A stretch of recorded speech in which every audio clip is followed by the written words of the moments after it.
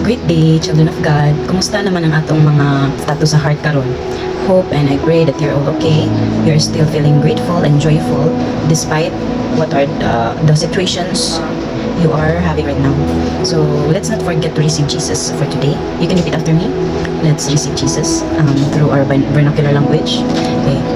Jesus, Jesus, or Jesu Cristo. Pasaylo ka na sa among mga sala nga nabuhat pinagi sa pulong sa buhat o sa una-una gidawat ka namo Jesus na among Ginoo o personal man luluwas wala kami mabuhat kung wala ka. Salamat Jesus and I love you. Okay, so thank you for receiving Jesus with me. Let's then proceed to our Bible verse today. How you're excited? Me, I'm so excited every day. All the days I'm so excited kay kanang ma-excite ko ba unsa na sa message bitaw sa Ginoo sa ato. So we're going to have our Bible verse and it's still randomly picked. Our Bible verse for today comes from the book of John. Wow. It comes from the book of John. John 1 chapter 6 to 9. Wow, hallelujah. John 1 chapter 1 verses 6 to 9. It says here, God sent a man, John the Baptist, to tell about the light, so that everyone might believe because of his testimony. John himself was not the light, he was simply the witness to tell about the light. The one who is the true light, who gives light to everyone, was coming into the world. Hallelujah. So it is pertaining to Jesus Christ, the light.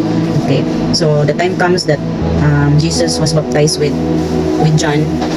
John even told everybody nga dili siya mao ang light kun dili mga butay pa ihapang i-baptize ang light, and it appears during the baptism of Jesus. There's a light kung time mag-baptize na si Jesus, there was light came down from heaven, no? And then there's the spirit with a symbol of dove descending from heaven. So nagpamatuod lang yun nga si Jesus is the light of the world. Dagan ka ay title ni Jesus actually. Siya ang light in the dark, not in the darkness. Siya ang salt, siya ang lamp, siya ang Messiah, siya ang teacher, siya ang redeemer. Tanan positive na akang Jesus. So unsa pa atong gipangahi o gipangita na ana ka Jesus tanan. So maskin pa og wala na tao mabilin sa imong life, basta na si Jesus sa imo, you are filled with the love of Jesus, you are filled with the Holy Spirit nga makakontento sa imo, kontento ka and masatisfied ka. What else are we asking for? What else do we need for? What else? Unsa pa man atong mga gusto pa? Mana naman ka Jesus tanan, no? It's because of the blindness nato sa kalibutan ng butang, no, na blinded ta sa mga kalibutan ng butang. Kasi syempre gusto pa ta maglingaw-lingaw, gusto pa ta maka-explore kung saan na sa kalibutan, no? But if wala na nato, dili na nato tumpangan, of course Jesus will do the rest. Jesus will fill in our empty hearts.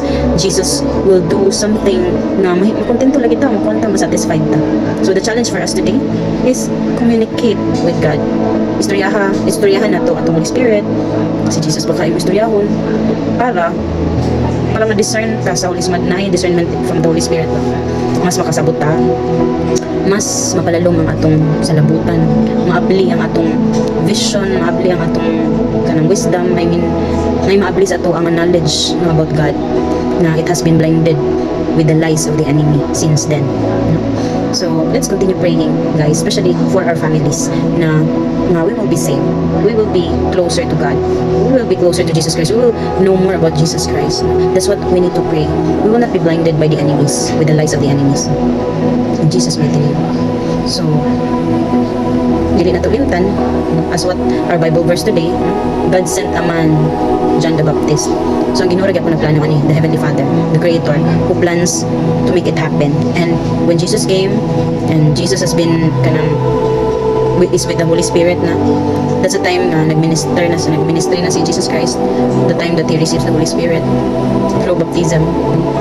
And then diyan na din nagsugod ang iyahang journey ni Jesus Christ to redeem all of us.